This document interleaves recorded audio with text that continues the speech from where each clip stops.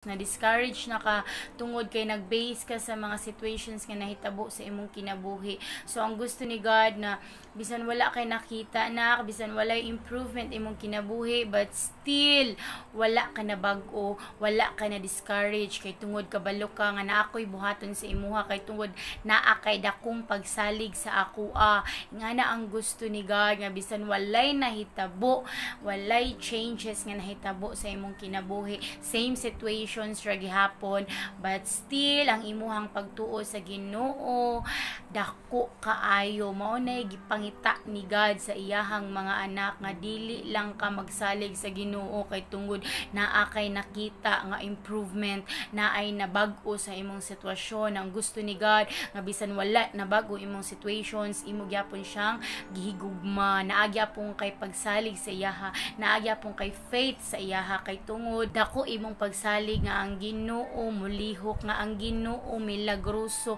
nga ang Ginoo matinumanon, nga ang Ginoo mahigugmaon sa iyang mga anak.